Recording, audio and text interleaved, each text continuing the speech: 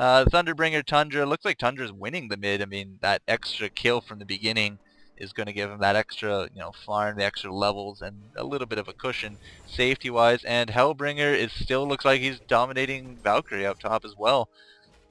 So overall, I mean, it's just push, push, push. All three lanes are kind of being won out right now by MSI.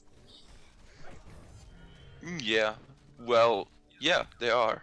So we could now start arguing about ping issues and not, but we're not because we're not into ping issues. We're into great gameplay, and we just say that this time works much better for MSI because I think actually that Voodoo Jester is a great, well, does probably work better in the tri lane than Andromeda does with especially with Slither because because Slither has this really low attack range. I don't so he's only got 500, so he's not, super ranged, and he basically is also very squishy, so he can get easily beaten down, whereas Voodoo Jester, he's got his acid cocktail, which is superior to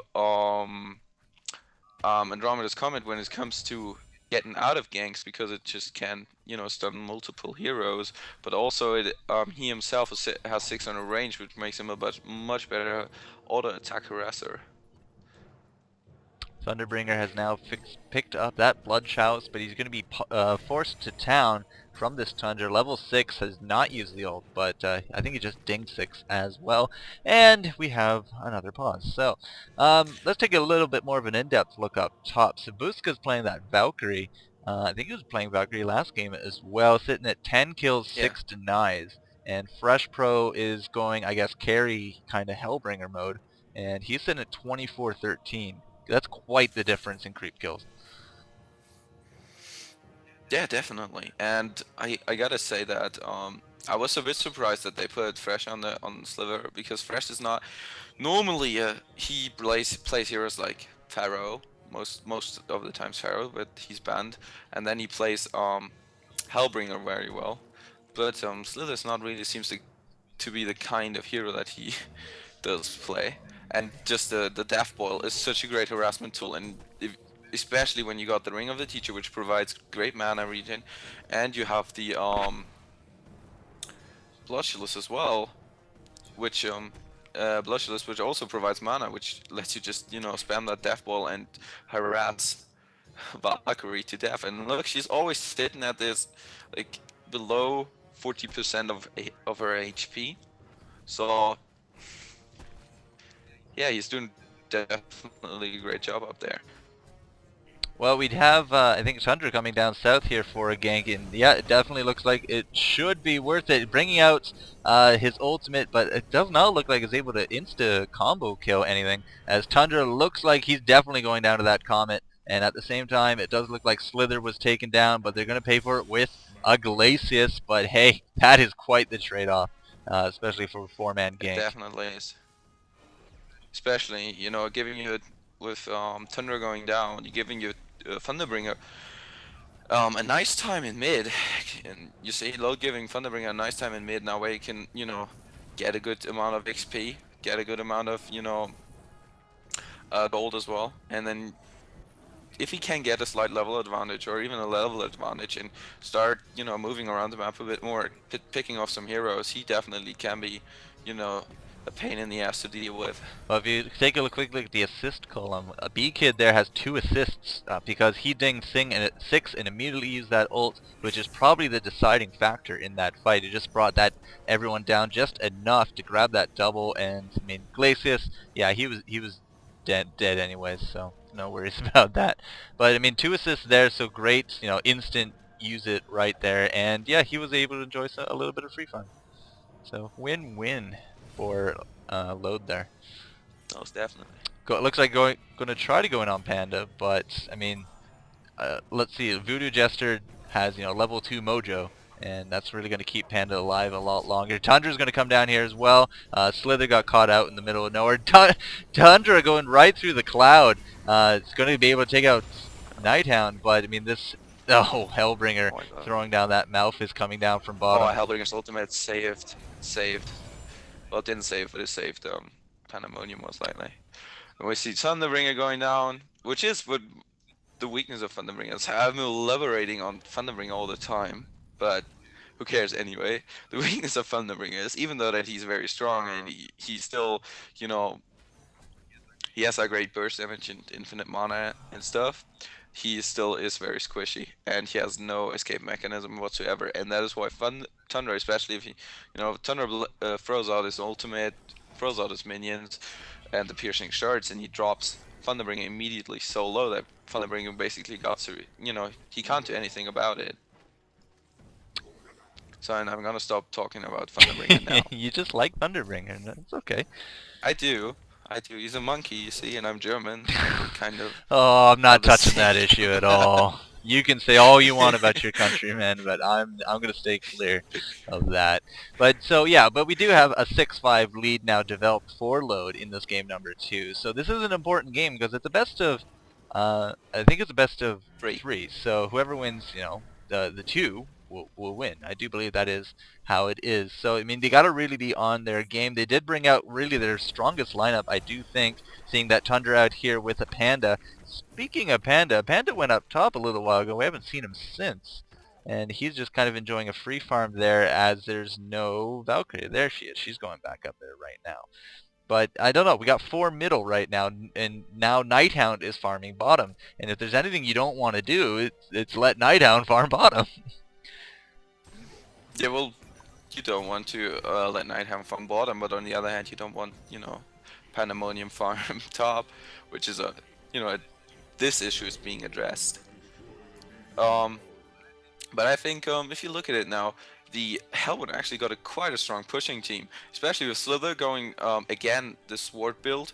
He's building Toxin Wards first. He's got 1 level in Toxicity, 1 level in Poison Spray, and 2 level in Toxin Wards.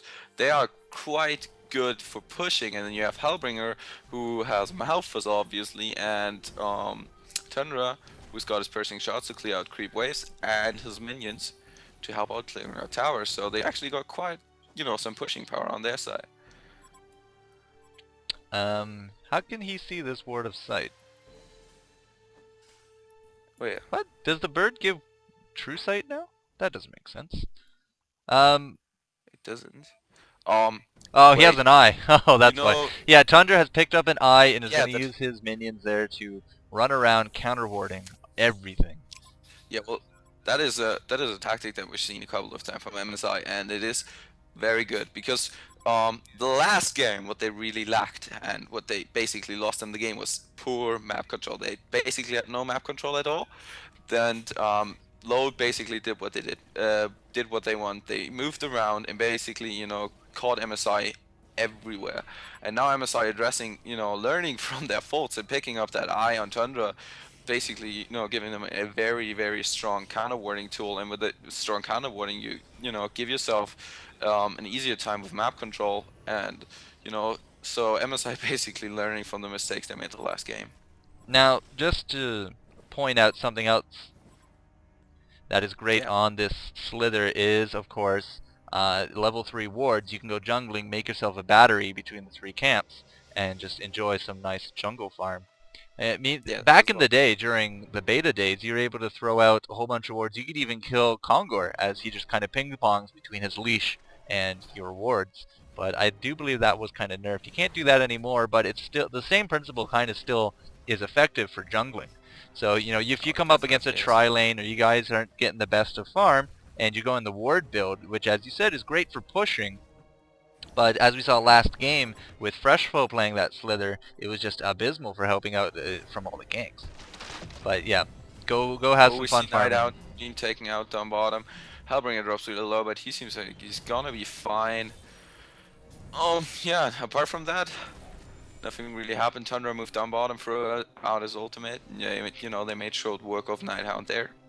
And that is really good because, as you said, Nighthound has been free farming down bottom, so they needed to make something happen, and they take him out now. They're doing a good job at that. And yeah, let's look at just quickly at farm, because last game MSI were basically outclassed a large deal in farm, and this time they're actually well ahead. Around 30 minutes into the game, sitting at a decent lead in gold and experience. Well, Fresh Pros racked up 49 creep kills and 2 hero kills. That puts him at 290 gold a minute, which is really huge for him. It looks like he's going for a Gnomes next, as he has Major Totem Ring of the Teacher already fixed up with his Chalice and his boots. Oh, there's a Neophyte's book in there as well. So yeah, definitely a Gnome's Wisdom. Gnome's Wisdom on a Hellbringer. Yay, nay? I said it's uncommon. Um, and it is especially interesting because, well, it's especially interesting since we're actually working on the Hellbringer guide, and um, we asked Fresh about it, and Fresh, he did mention Gnome's Wisdom as, you know, optional items. It's definitely not a bad pickup. You know, Gnome's Wisdom on the support hero is like, it is not as good as it used to be, but it's definitely a solid item.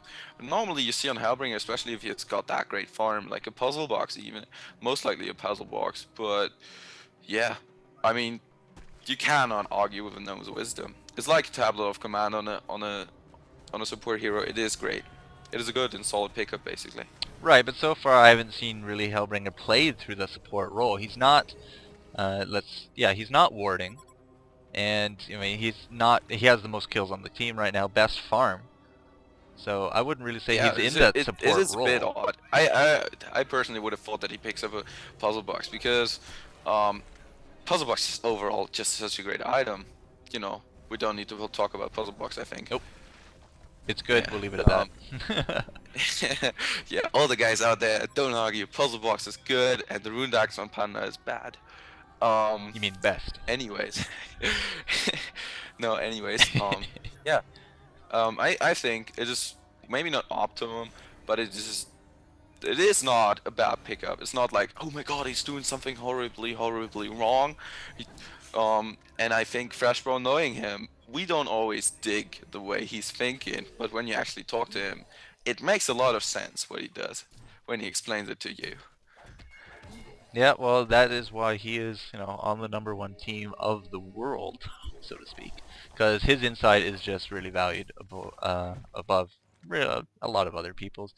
But so going up top with that Toxic Ward Brigade is not really going to facilitate any kind of launching pad for a push. We have now had Divergence, and we got that Hellbringer going mid. He's going to try to keep that creep kill lead, but he is now slipping a little bit to a Tundra, who has a Panda behind him, and really, I mean, they might be trying to go in here on Thunderbringer.